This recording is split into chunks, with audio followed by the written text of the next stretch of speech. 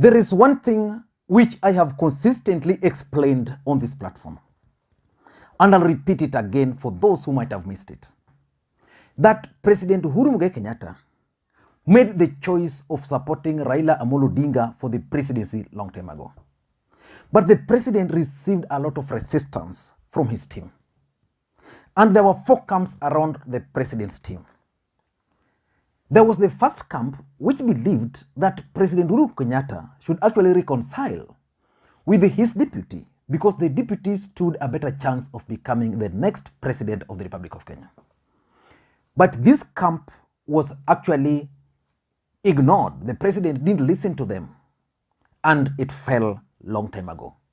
Because the differences between the president and his deputy, in my view, I think could not be reconciled. So that team died. But that team is still working, and they are the team which was behind the Catholic Church's move to reconcile the president and his deputy.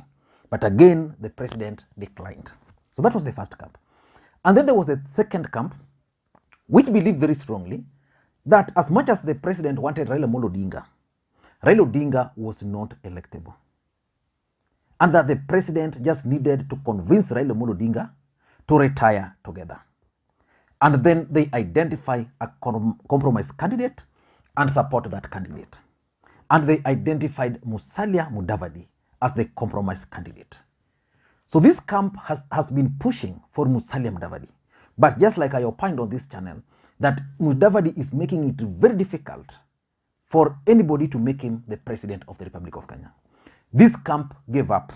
The camp was led by none other than the Nyandarua governor, Francis Kememia. So they gave up on Musalia Mudavadi. So that camp also fell. Then there was the third camp, and this camp was not very strong. This third camp believed that the next president of the Republic of Kenya should actually come from within. And they were pushing for a combination of Mutahi Kagwe and Fred Okengo Matiang'i. And that if Fred Okengo Matiang'i could convince Raila and Uhuru to support him, then there was a chance that Matiang'i was going to be easily made the president of the Republic of Kenya. That camp fell, and yesterday, Fred Okengo Matiang'i kind of endorsed Raila Odinga for the presidency of the Republic of Kenya. And that's the basis of this video today. And then there was the third camp where the president was. That the only person who was capable of defeating William Samoei Ruto was Raila Odinga. And the president has stuck with that. And all these other camps, the camp which believed Ruto, the camp which was supporting Mudavadi, and the camp which is now supporting Fred Matiang'i, have all agreed and are now supporting Raila Odinga. I want us to do a critical analysis of the endorsement of Fred Matiang'i of Raila Odinga, what it really means. But before we do that, for those who are watching this channel for the first time, please take a second or two and click the subscribe button so that next time we produce a video like this, YouTube will automatically notify you. And to the subscribers, I want to continue thanking you guys for your continued support. By the way, I'm so happy that one of the videos received over 1,500 thumbs up. Please do the same for this. Let us get back to business. On 1st of January, in January 2019, President Uhuru Kenyatta, through Executive Order Number 1, made Fred Okengo Matiang'i the executive, made Fred Okengo Matiang'i the supervisor of all cabinet secretaries in this country. That move effectively made Matiang'i the prime minister in quotes of the Republic of Kenya. The president transferred some of the functions, or most of the functions, which the deputy president was performing to Fred Matiang'i. And from that point, talks of President Uhuru Kenyatta grooming Matiang'i started emerging in this country. And Fred Matiang'i, being Fred Matiang'i, a performer, most people like him, and most people wanted a fresh start, started receiving a lot of support across the country. In fact, even on this channel, I stated that I didn't have any problem supporting Fred Okengo Matiang'i. Even today, if Matiang'i were to run for the presidency, I would not have any problem supporting him. But politics is politics. So yesterday, Fred Matiang'i was in the company of Richard Omoima Onyonka. And Onyonka has been pushing for Fred Matiang'i's presidency. But yesterday, Onyonka endorsed Raila Odinga. And while endorsing Raila Odinga, the person who was standing behind him was actually Fred Okengo Matiang'i. Fred Okengo Matiang'i is a civil servant, which means he can't speak politics. So in my view, Onyonka spoke for Fred Okengo Matiang'i. I want you to listen to Richard Omoima Onyonka endorsing Raila Odinga, and I assume Onyonka was speaking for Fred Okengo Matiang'i. Raila Odinga tunabeba, yeye ndiye tumebeba. Wale wanakasirika, endelea kukasirika.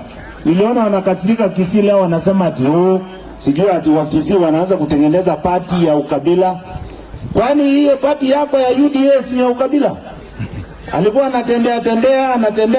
anatembea. Sisi hatutaki kelele ambayo ni kuwapigania Wakenya, kupiga makelele, kufanya vitu zote.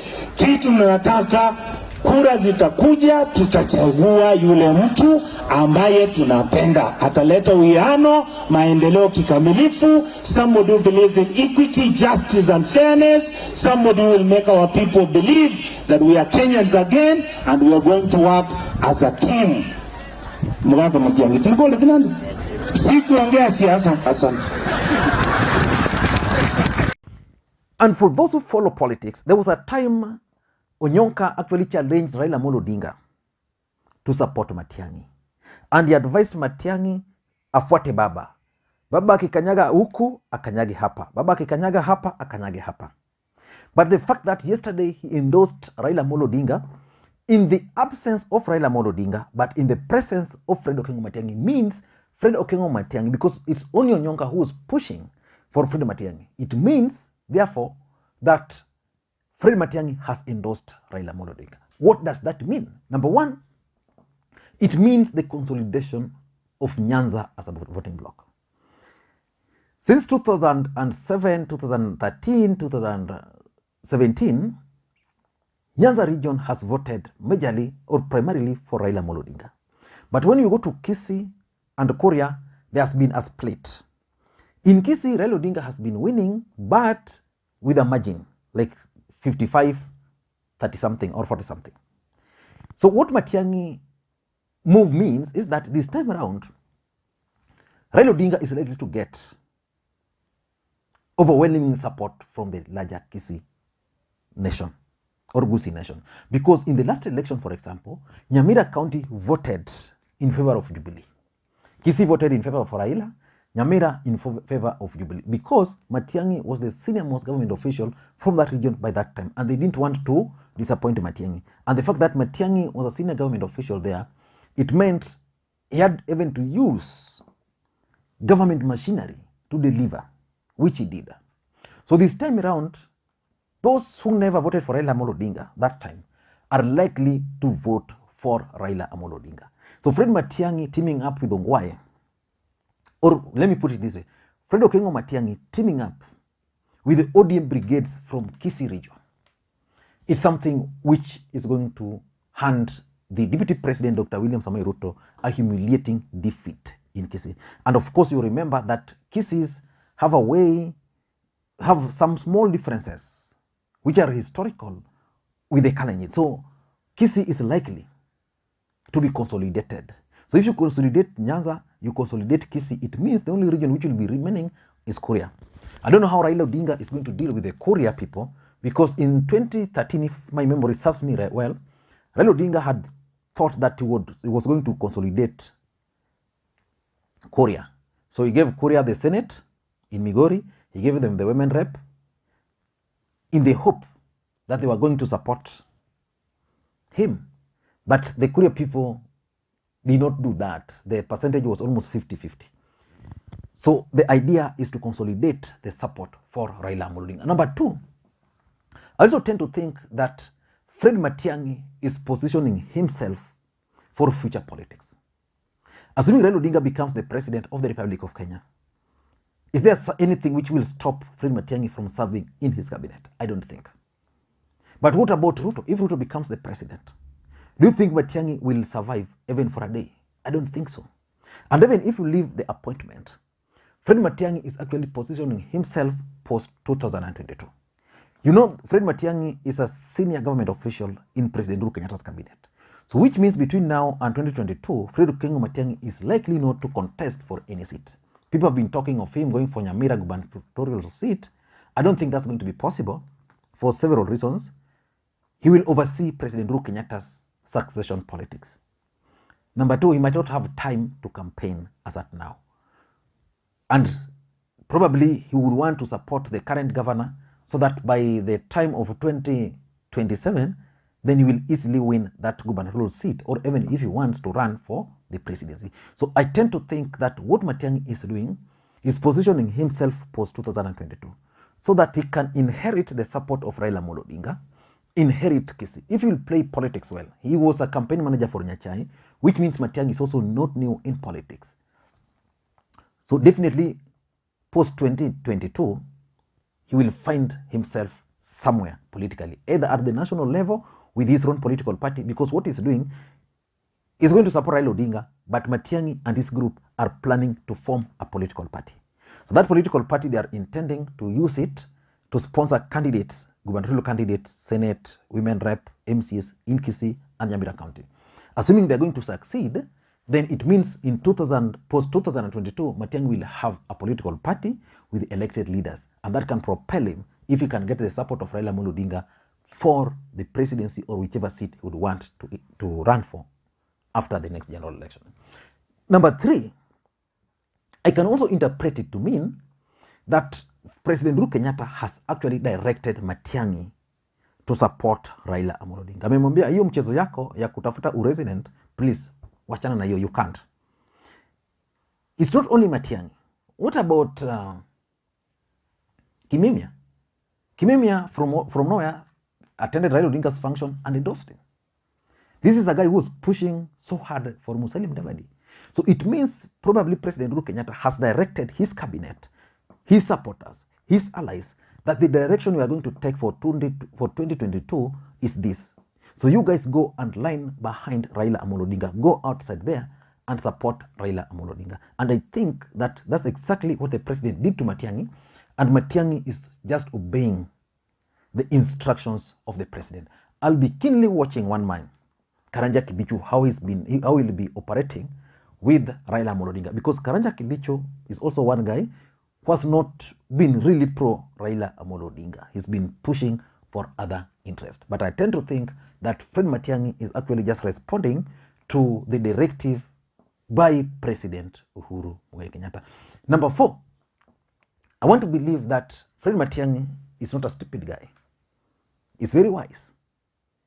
His move to form his own political party is basically meant to align himself with the winning team ahead of 2022. So if he's going to have his team, then Raila Odinga is going to win, or he can just decide that I'm not going to form my party, I just want to align myself with ODM. Then he's going to play a role. After the next election, he will be appointed or he will be placed somewhere, having served as a senior cabinet minister. Then it means 2022, he will be able to serve. And lastly, I tend to think that Matiang'i is doing this because it has dawned on him that if he wants to support Raila Odinga fully, then William Ruto might sneak. So his support for Raila Odinga is informed by the idea of locking William Samoei Ruto out of Kisii and out of Gusii region.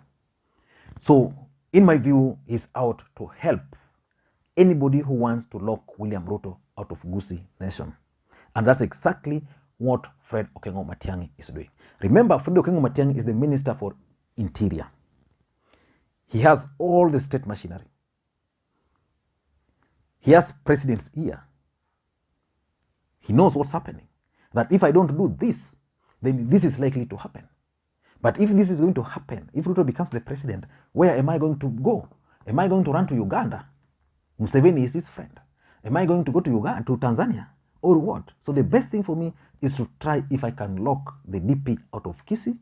And by locking him out of Kisii, it means the person who is going to benefit is none other than Raila Odinga. And by Raila Odinga benefiting, it means several things. That he will be protected even if he's not appointed. And remember, the other day, the deputy president was saying that if he's elected, he will protect the interest of the president and those of Raila Odinga. Why do you think the DP was making those statements? Because there's a notion that the deputy president is a vengeful man to an extent that if he's elected, then he will revenge. So he's been trying so hard to explain himself. I don't know what to think. And by the way, leo low kikwaje? Let me know. You can also suggest for me the topic you'd want me to discuss later today. Thank you guys, and please, may you have a good day. Bye-bye.